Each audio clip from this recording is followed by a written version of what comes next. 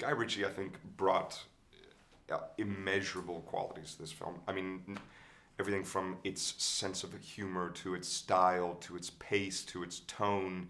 You know, as a director of the project, he's really responsible for all of those things. And the fact that it's sort of formed into one cohesive project, I think, is also a testament to him. I agree entirely. I was like, wait, me to talk to? A guy, he's unique. It's that family environment he brings to set, the relaxed atmosphere. I mean, these guys playing guitar in between camera setups, the ability to actually enjoy your lunch as opposed to quickly sort of try and shove it down your throat and eat it off your lap out of a polystyrene carton. He's the guy who will say, whoa, whoa, whoa, sit down at this table here, which he has this little tent with all his cameras in and stuff. It's his monitors. He says, enjoy your lunch. If we need to, we'll go 20 minutes longer because just eat. We're civilized here. And at the end of the day, you still know it's going to be a great product. It's professional and efficient. It's not lackadaisical. It's just enjoyable.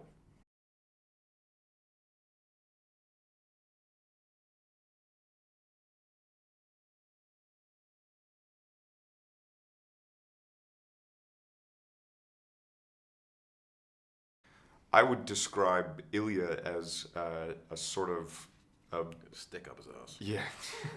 He's just like a blunt instrument in a world where sometimes the velvet touch that Napoleon solo can apply is slightly more effective. He comes from a very different place than Europe. I mean, he is about as Soviet as it gets, and has very Soviet sensibilities, which sometimes seem completely out of place. And Napoleon is the polar opposite. He's the guy who will do the job, but enjoy it as much as possible and take as much as he can from the people who are financing the operation to give himself that much more luxury. He's the guy who skims the stuff off the top, and their relationship come to loggerheads non-stop. They are completely polar opposites as far as characters are concerned, but they're ultimately the same coin. I mean, two sides of the same coin is what they are, and they're two halves of the perfect spy.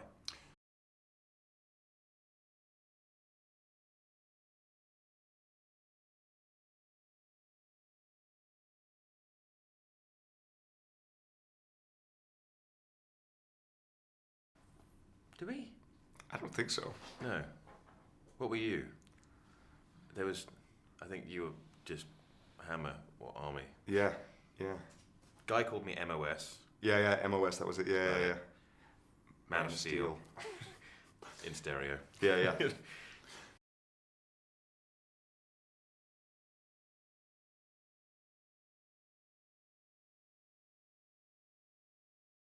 I don't know that it necessarily would have been that helpful. I did go back and watch the original series, more just sort of like for information purposes than actual character purposes or basing anything off of this modern interpretation off of the show, because they're very different creatures. You know, the TV show was great and great for the time, but like a lot of shows from the 1960s, it doesn't have an audience right now. It doesn't have a place. So what we were able to do is take the great elements from the TV show and all of the elements that people nostalgically remember and sort of repackage them in a new, stylized, fun, sexy Guy Ritchie project.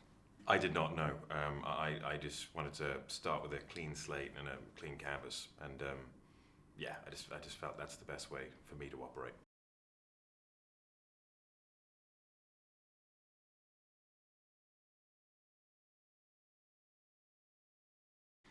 I don't know. Just the romantic ideal. It's Yeah. not like real spies. Real spies is really scary, and these are grey men who disappear into the background. But definitely the spy genre is the romanticized version with very talented, strong alpha males and beautiful, gorgeous, strong women as well who control these alpha males. It's got something for everyone, and it's got great gadgets, nice cars, and great adventure. What's not to like?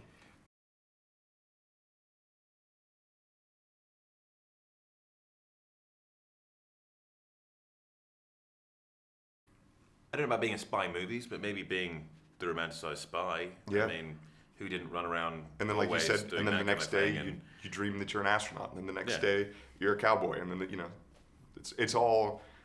I think it's pretty much all what movies are, sort of like embodiments of the fantasies that you had as a kid. That's why you want to Yeah. go watch them, right? yeah.